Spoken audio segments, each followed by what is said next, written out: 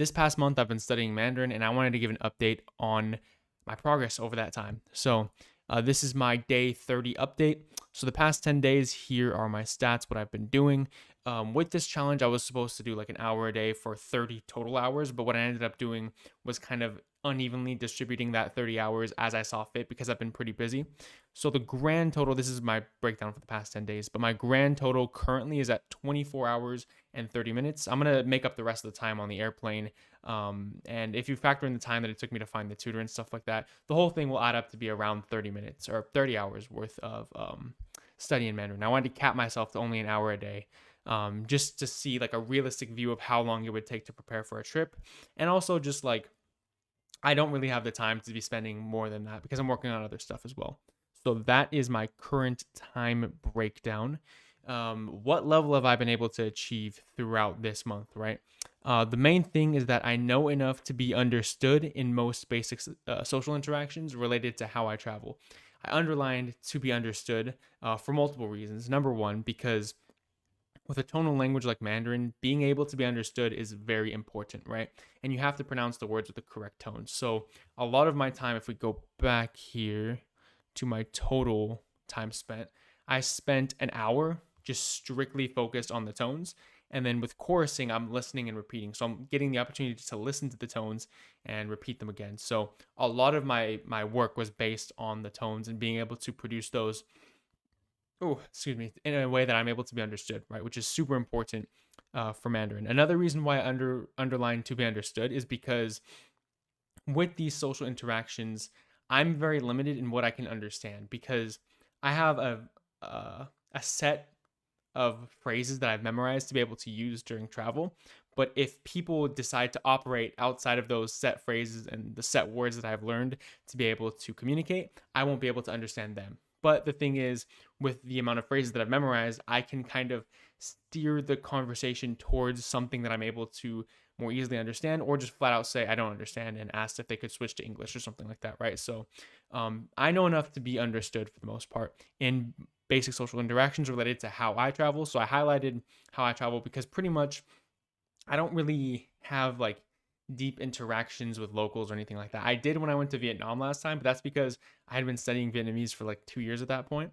But with this, I'm not really trying to have like deep conversations with people and make small talk or anything like that. I'm going with my wife, my travel partner, and so we're not really out making friends and interacting with people. We're kind of just sticking on our own and then going out. Um, I really learned vocabulary related to restaurant, drinks, shopping, and getting the numbers down, basic politeness and survival. So like asking like where's the restroom and things like that. Anything outside of that, like asking how somebody's day is, um, like asking people what their job is. A lot of the basic like A1 really like structural foundational stuff I bypassed completely, and I have no idea how to say that. And so that's why it's like very personalized for me. And for the type of thing that I'm doing here, like learning languages specifically, like learning this language specifically for travel, I think that's really the way to go. Because if you waste time with all, I don't want to say waste time. I don't think it's a waste of time, but if you spend time in a way that's not directly going to serve your current goals, I don't think that's the best way to spend your time. And so I really hyper optimize towards my goals and what I find value in.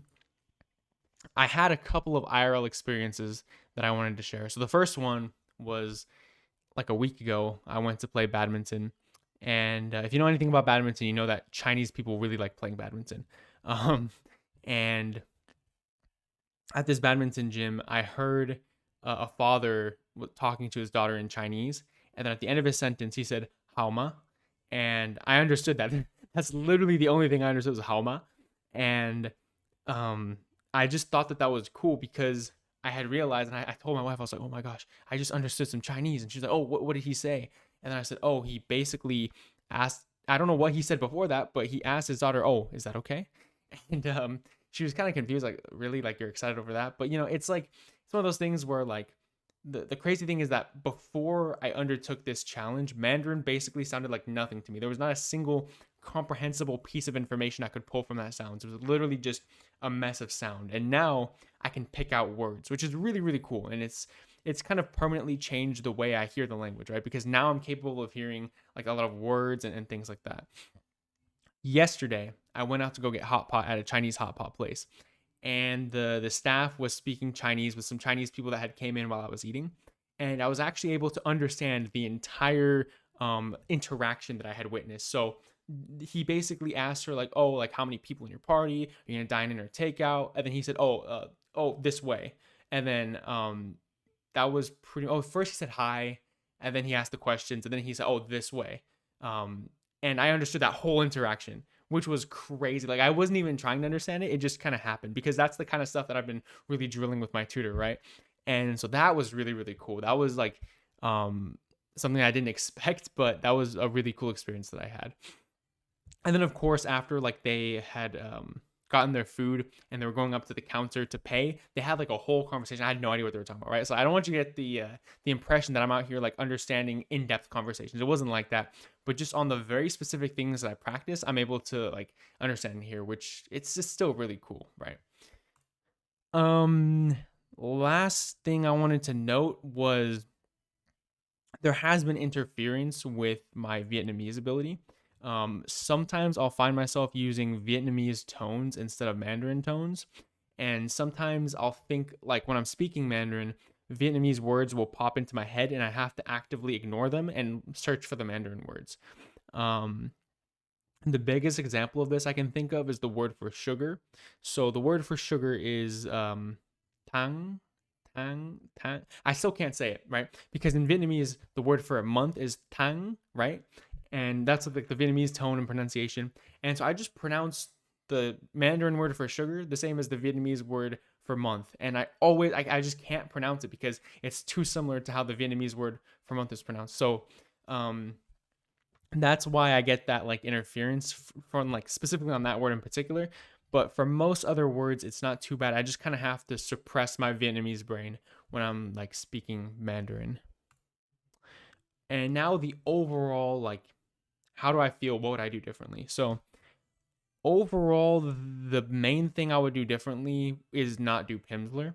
Um, I kind of knew going into it that that was like a controversial decision of mine. I did the first 10 lessons of Pimsleur, and overall, I don't think I got much from it. I did get some good practice with a lot of like the high frequency words, and I did learn a couple good phrases. But the thing is, I could have learned those with a tutor and faster. And if I just had done the listen and repeat on my own and spend more time doing that, then I would have made better progress. So, and there were a couple of bad habits from Pimsleur that I had to unlearn. I don't want to say bad habits, but I'm learning Taiwanese Mandarin, and so there were a couple of non-Taiwanese things that I had to unlearn and learn how to say the Taiwanese way. So overall, I wouldn't do Pimsleur, and instead I would just start with tutoring sessions right from the rip. Um, but overall, I feel pretty good about my abilities currently. It's pretty much exactly how I anticipated it would go. I'm not conversationally fluent, nowhere near it. I have about, I'd say about 30 phrases that I've memorized and I have down that I'm able to say. And maybe outside of those phrases, I have like another handful of words that I know, like pretty important words like where, how, things like that, that I can use interchangeably to kind of create my own phrases. And overall, I think I'm understandable with my tones. They're not too bad. And my pronunciation's understandable as well. So I feel pretty good about my upcoming Taiwan trip.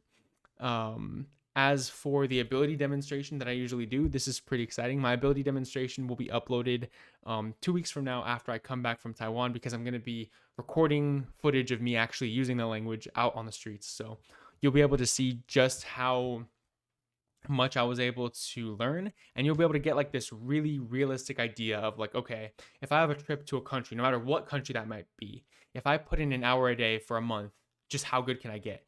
And my whole goal with this challenge was to basically create a blueprint for anybody who wants to copy this, because a lot of people want to go to a country and they want to be able to speak the language when they're there, and so they don't really know what to do, and they end up using things like Duolingo, or maybe watching YouTube videos but not like intensively listening and repeating with them, or maybe they just book a tutor and they get like a really expensive one, and I don't know, they just don't know exactly how to optimize things. And I'm really hoping that with this series here, you can kind of see what I did, see my results, and then kind of take my routine, adjust it for your kind of goals in life, and run with that and get good results as well. So hopefully I've achieved that with this. And yeah, pretty short update, but that's kind of how things are looking with Mandarin currently. Thank you for listening.